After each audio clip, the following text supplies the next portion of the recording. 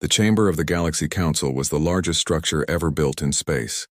It floated in silence above a dying star, held together by technology so old that even the oldest races no longer remembered who had built it. Inside, light spilled across golden walls carved with symbols of peace, unity, and order. Every race in the galaxy believed that this place was unshakable, the heart of diplomacy where war ended and reason began. It was here that new civilizations were welcomed and here that the galaxy's rules were shaped. Yet on this day, the chamber was not filled with peace. On this day, there was tension so sharp it could cut through the air like a blade. The humans stood at the center, their representatives calm but distant. They were not the tallest, not the strongest, not the most advanced. The galaxy saw them as young, perhaps foolish. A species that had only just reached the stars compared to empires that had existed for tens of thousands of years. But as the council prepared to announce the terms of peace, the humans listened with faces that showed no fear, no weakness, no sign of submission. That silence disturbed the alien leaders more than open defiance ever could. The supreme chancellor of the council, a towering insectoid ruler, spread his many arms wide. His voice echoed across the chamber, translated into countless tongues at once. He offered humanity protection, resources, safe trade, and a seat at the table of galactic order. In return, the humans were expected to give up their independence of war, to let the council guide them, and to surrender control of certain weapons that the galaxy saw as too dangerous for a young species to hold. The words were smooth, polished by centuries of practice, the same speech given to hundreds of species before. Every race had accepted it, some gladly, others reluctantly. No one had ever refused. When the chancellor finished, the chamber fell into silence. Thousands of alien eyes turned to the human leader who stepped forward. He was not dressed in glowing robes or armor. He wore only a dark uniform with the Earth emblem upon his chest. His hands rested calmly at his side. His voice, when it came, was clear and sharp, carrying across the chamber without effort. He did not bow, he did not kneel. He said only a few words, but they were enough to break the history of the council in a single moment. Humanity rejects your offer. The silence that followed was heavier than thunder. No one spoke, no one moved. It was as if the chamber itself had frozen in disbelief. The council chamber had seen wars ended, rebellions crushed, and enemies reconciled. But it had never heard rejection. Species who had once fought to the death had surrendered under the council's gaze. Yet these humans, a race so new and small, dared to stand against them without hesitation. The word rejects echoed like an endless strike of a war drum.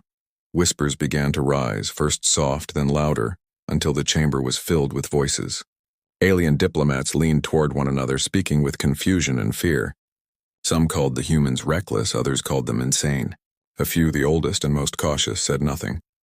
They watched the humans with unease, as if trying to see something hidden behind those calm expressions. The chancellor raised his arms for silence, but the weight of panic was too strong. Delegates demanded answers. They wanted to know why the humans would turn down safety, why they would risk war, why they would insult the very council that bound the galaxy together. Still, the humans gave no long explanation. The leader simply repeated the same words. Humanity rejected all terms of control, all diplomacy that made them bend. They would choose their own path. Those words shook the chamber more than weapons could have. For the first time in centuries, the council felt a seed of fear. If humans were weak, why did they not cling to protection? If they were strong, what strength gave them such confidence to refuse? Rumors began in that very moment. Some believed the humans had discovered a weapon unknown to the galaxy. Others whispered that perhaps they had allies hidden in the shadows. But the truth was worse than speculation, it was silence. The human delegation turned and left the chamber without another word. Their boots echoed against the polished floor as they walked out through the vast gates. Not once did they look back. They moved like soldiers who feared nothing, as if they had already weighed the cost and found it acceptable. To the council, their silence was not arrogance. It was a threat. When the gates closed behind them, the chamber erupted. Delegates shouted, some demanding that the humans be punished, others urging restraint, and many calling for an immediate investigation. The oldest empires began to remember stories of young species who rose too fast and brought chaos with them. The younger races began to whisper with fear, wondering if humanity's refusal would bring war to them all. And in the middle of the chamber, The Chancellor stood in silence, his arms lowered, his eyes fixed on the gates where the humans had vanished. For the first time in his long life, he did not know what would come next. The panic spread far beyond the chamber. Across the stars, news traveled like wildfire. Entire worlds learned that the humans had refused the Council. Civilizations that had grown comfortable under the weight of order now looked toward Earth with unease. The galaxy had lived for so long under one law, one voice, that the idea of refusal seemed impossible. And yet it had happened. Humanity had chosen a different path, and no one knew where it would lead. As the Council chamber grew restless and the galaxy trembled, one truth began to take shape. Humanity was not afraid, and in a galaxy ruled by fear and diplomacy, the species that was not afraid was the one that everyone else should fear the most. The Council chamber did not sleep after the humans left. For days, the vast halls echoed with angry debates, endless speeches, and desperate whispers. Delegates argued over what had happened, and every word seemed to deepen the panic. No one could understand why the humans had turned away from safety. The galaxy had always believed that survival meant obedience to the Council. Now a single young species had shattered that belief with one refusal. Reports began to flood in from across Council space. Fleets had been spotted near human borders, but they never crossed the line. Human patrol ships, small compared to the giants of the galaxy, moved with precision and discipline. They allowed no alien vessel too close, yet they never fired the first shot. The silence of their weapons was more frightening than if they had attacked outright. It was as though they were daring the galaxy to step forward and test them. Behind closed doors, the oldest empires held secret meetings. The reptilian Karthak demanded an immediate strike to teach the humans respect. The avian Tyrell spoke of patience, warning that humans might be hiding something unseen. The crystalline Vayari, whose memory stretched back longer than human history itself, said little. They only whispered that they had seen such defiance once before, long ago, in a species now extinct. Those words made even the boldest delegates fall silent. The galaxy's citizens began to ask questions. Broadcast networks spread the news with every passing hour. Merchants feared trade would collapse.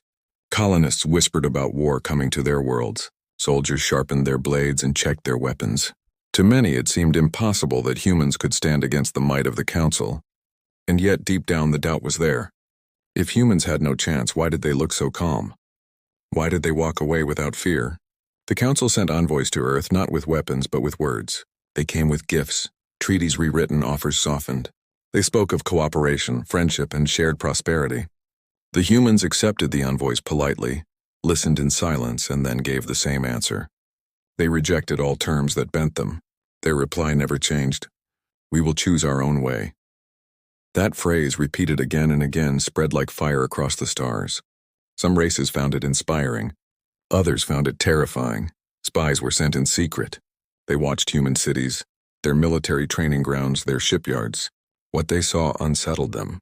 Humans were not the most advanced in technology, but they worked with a unity few races could match. They built ships not for show but for survival. They trained not for ceremony but for war. Children studied history filled with conflict, and soldiers spoke of sacrifice as though it was the highest honor. The spies returned with reports that chilled the Council. Humans lived as though war was not an exception but a truth carved into their blood. Whispers grew louder. The Karthak declared that the humans must be destroyed before they grew too dangerous. They spoke of preemptive war, of striking Earth until nothing remained. But others hesitated.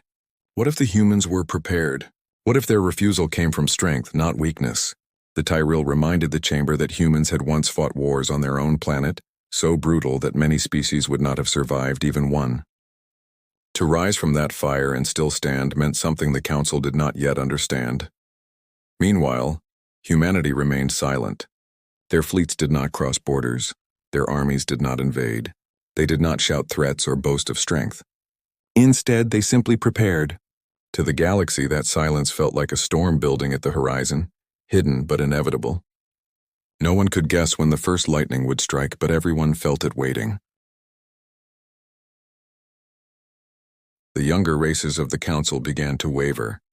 Species that had joined with joy and submission now asked why they must bow if humans could refuse. They questioned the Council's promise of peace, whispering that perhaps peace was only obedience dressed in gold. The Council had held the galaxy together for centuries, but now cracks began to show. And each crack led back to one word: humans. The Supreme Chancellor, who had lived through wars and victories beyond count, found himself awake in the long nights, staring at the star maps. He saw the small blue world of Earth, a dot among endless lights, and yet it seemed to cast a shadow across the galaxy. He wondered if he had just witnessed the end of the old order. His dreams were filled with visions of fire, of humans walking through ruins not as victims but as victors. Still, the Council could not act. They were bound by their own laws, their own need to appear united. If they struck first, the galaxy might shatter. If they did nothing, fear would grow. The humans, without firing a single shot, had placed the most powerful order in the universe into a trap. Every choice led to danger, and so the Council waited and the galaxy trembled. Planets prepared for war without orders. Fleets gathered at borders without reason, and across all of it, the humans remained silent, their calm presence louder than any weapon. The galaxy had lived in order for centuries, but now it was living in fear. Fear of a species that had no fear at all. The Galaxy Council believed they could outweight humanity.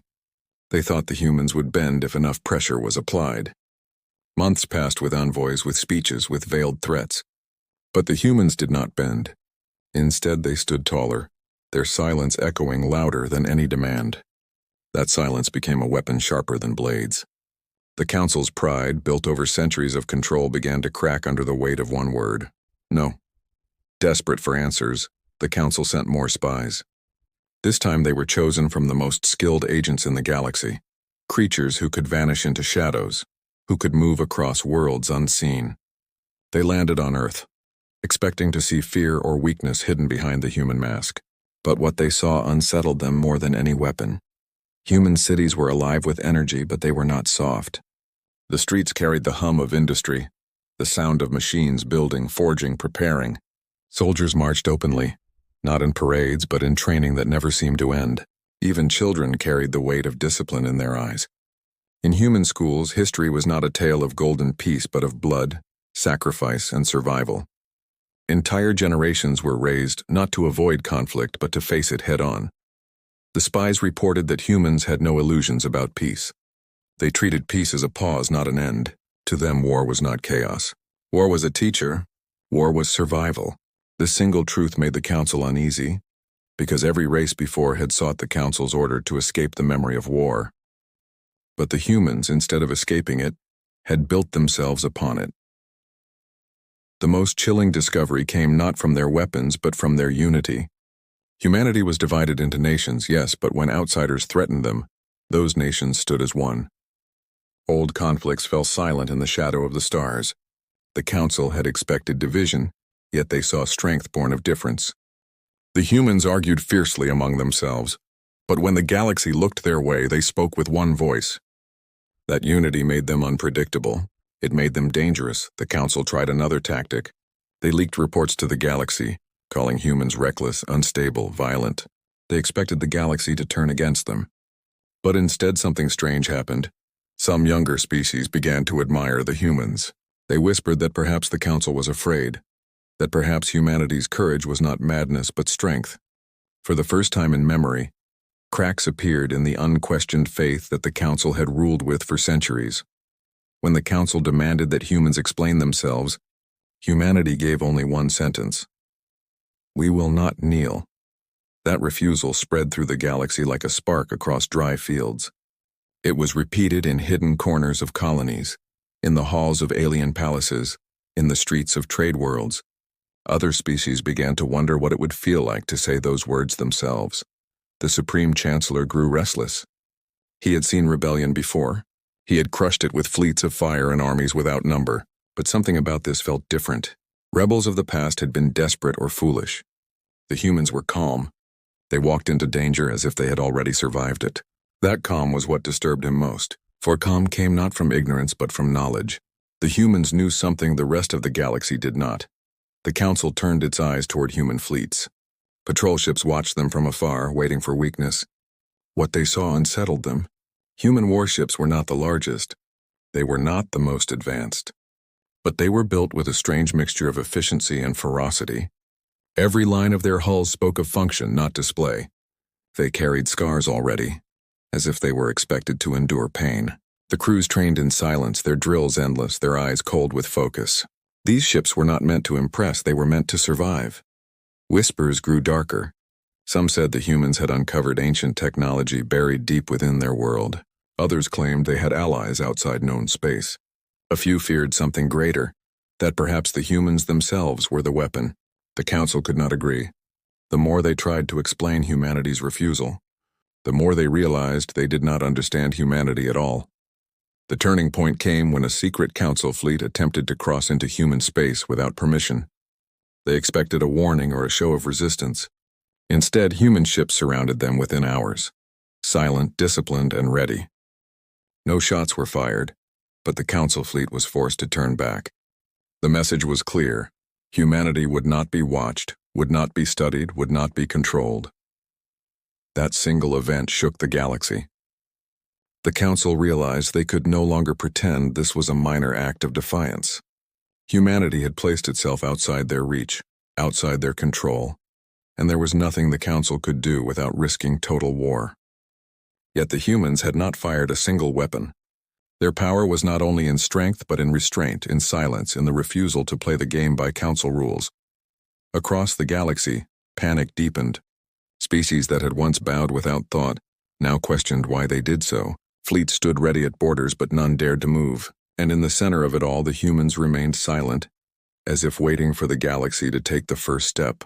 That silence became heavier each day, pressing down on the council like an invisible weight. For the first time in centuries, the Galaxy Council felt powerless. And the galaxy began to whisper a new truth, that the humans were not refusing peace because they were arrogant. They were refusing because they were prepared for something the rest of the galaxy could not yet see. The Galaxy Council gathered again in the vast chamber, but this time the atmosphere was not of debate, it was of fear. The whispers that had once been contained now spread openly through every delegation. The word humanity had become both a warning and a curse. Where once the council's voice was law, now every sentence was followed by hesitation, by doubt, by the shadow of a question. What if the humans were right to refuse? Some demanded war at once. The Carthax slammed their claws on the chamber floor, their scales glowing with fury. They argued that waiting would only give the humans more time to strengthen their fleets. Others, like the Tyrell, flapped their wings nervously, warning that the humans' calm meant they were already prepared. The Vayari, ancient and silent, spoke rarely, but when they did, their crystal tones carried across the chamber like falling glass. They said humanity reminded them of something that should have remained buried in history, something that had once broken the galaxy before the council was born. Their words sent shivers through the delegates, for the Vayari never spoke lightly. While the chamber fought with words, the galaxy outside moved with weapons. Fleets shifted at borders, armies drilled day and night. Trade routes slowed, colonies prepared shelters, and merchants spoke in hushed tones about war that no one could avoid. The humans, however, did not rush. Their fleets remained at the edges of their space, disciplined, unmoving, but always visible. Like shadows cast by a fire, they reminded the galaxy that humanity was not afraid to stand alone. Then came the day the humans showed themselves openly. Without warning, a massive human fleet appeared at the edge of council territory, not crossing the border, not firing a single shot, simply waiting. They hung in the void like predators watching prey, their weapons dark, their engines silent. The message was clear. Humanity had no intention of hiding. They were ready to face the galaxy on open ground. The sight shook the council to its core. For all their size, the human ships were not endless in number. Yet the way they held position, calm and unflinching against the vastness of council power, struck deeper than 1,000 threats. It was the silence of soldiers who had already accepted death and were no longer afraid. That kind of silence could break empires.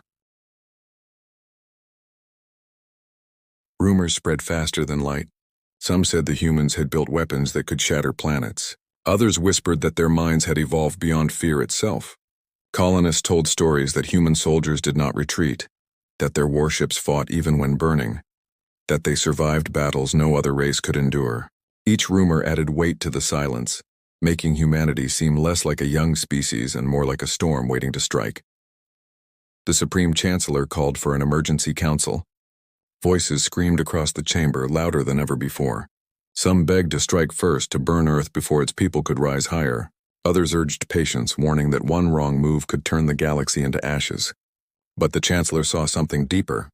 He saw fear spreading through the Council like infection. Not only fear of humans, but fear of themselves.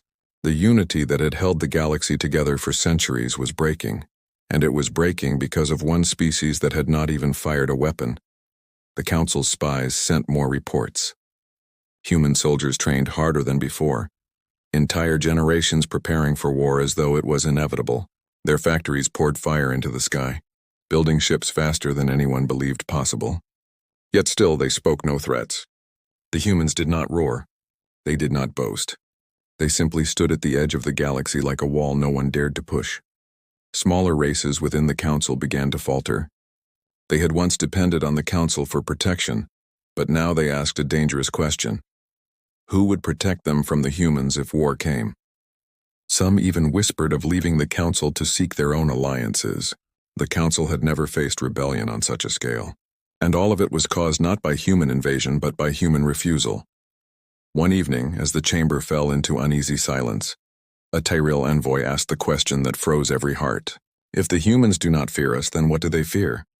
The silence that followed was heavier than the walls of the chamber. No one could answer, for if humanity feared nothing, then the galaxy had no weapon against them. The Chancellor ordered fleets to prepare, but deep in his heart, he knew the truth. The first shot would not come from humans. They had already shown their strength by refusing to move first. The question was whether the Council would be the one to fire, to break the silence, and whether they would survive the answer. As days turned into weeks, the galaxy lived on the edge of war. Every star seemed to burn with tension. Every fleet moved as if preparing for the end. And at the center of it all, the human fleet remained still, waiting with the patience of a predator who knows its prey will eventually step closer. The galaxy had always believed that order brought peace, but now they began to learn a new truth, that peace could also be a trap, and humanity, by refusing to kneel, had forced the Council into that trap. If the Council acted, they risked destruction. If they did nothing, they risked collapse. The humans had not only rejected diplomacy, they had turned diplomacy into a weapon against the very Council that created it. And so, the galaxy trembled, waiting for the sound of the first gun, knowing that when it came, the universe would never be the same. The Council chamber filled for the last time. Every seat was occupied, every delegation present, as if the entire galaxy had gathered to watch history bend. Outside, fleets waited at the edge of darkness, their weapons charged, their soldiers restless. The humans had not moved their ships closer, yet their presence pressed against the Council's mind like a storm on the horizon. The galaxy was stretched so tight that even a whisper could break it. The Chancellor rose with a voice that once commanded the stars. His words were sharp, declaring that the humans had insulted the Council, had rejected unity, had broken peace. He demanded one last answer before war began. Across the chamber, eyes turned toward the human delegation. The humans stood as they always had, calm, silent, unafraid. Their leader stepped forward, his boots echoing against the ancient floor. And for the first time since the beginning, he spoke at length. "You see us as fragile because we are new to the stars," he began, his voice clear enough to silence the chamber. "You call us reckless because we do not kneel, but you mistake our silence. You think it hides weakness. It does not. It hides memory." The delegates shifted uneasily. The word memory meant little to them, but to the humans it carried weight.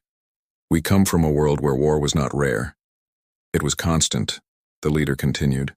"We fought each other for land, for survival, for freedom. We burned cities, rebuilt them, and burned them again. Entire nations fell, yet humanity endured. We learned not to fear war, but to live with it. To us, peace is not protection. Peace is only the space between battles, and in those spaces we grow stronger." Gasps echoed across the chamber. Some races recoiled in horror. Others leaned forward with fascination. No species had ever spoken of war with such clarity, not as shame, but as truth. The human's eyes swept across the chamber. "You demand we surrender our weapons, but our true weapon is not steel or fire. It is our will. We do not kneel because we cannot. We have buried too many of our own to bow before another master. You fear we have found some secret power. The truth is simpler. The secret is humanity itself." The words struck harder than missiles. Delegates who had demanded war fell into silence. Others who had begged for peace now shivered with unease.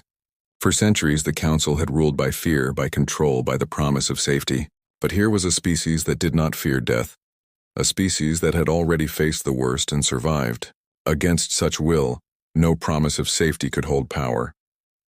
The Chancellor's many arms lowered slowly, the weight of age settling upon him. He realized that if the Council chose war, they might win battles, but they could never win the war. For war to the humans was not an end, it was their nature. And if humanity embraced it fully, then the galaxy itself would bleed until nothing remained. Yet the humans did not threaten, did not demand. They only stood, offering the same choice they had given from the start. We will not kneel. If you seek war, you will have it. But if you seek peace, it will not be the peace of control. It will be peace of equals. The chamber shook with noise. Some cried out in anger, others in fear, and a few in awe. The idea of equality was poison to the Council's pride, yet it was also the only path that did not lead to destruction. The galaxy, which had always believed diplomacy was strength, now faced a new truth, that strength came not from control but from refusal. Outside the chamber, the fleets waited for orders. Soldiers stood ready for commands that never came. The Chancellor bowed his head, knowing that to strike would be to unleash a war no one could survive. The Council that had once ruled all now stood powerless before a species that had done nothing but say no. The panic that had filled the galaxy shifted. Fear remained, but it was no longer only fear of destruction. It was fear of respect. The younger races whispered that perhaps the humans had shown the way, that perhaps no empire should kneel to another. The cracks in the Council widened, and through them the light of a new age began to shine. Humanity left the chamber as calmly as they had entered it. Their footsteps echoed like a drumbeat of destiny. They had not fired a single shot, but they had changed the galaxy forever. Where others had bowed, they had stood. Where others had begged, they had refused. And in doing so, they had planted a seed of rebellion in every heart that had ever wondered what it meant to be free. As the gates closed behind them, the Chancellor whispered words that only those closest could hear. The age of the Council is ending. The age of humanity has begun. The galaxy would never be the same.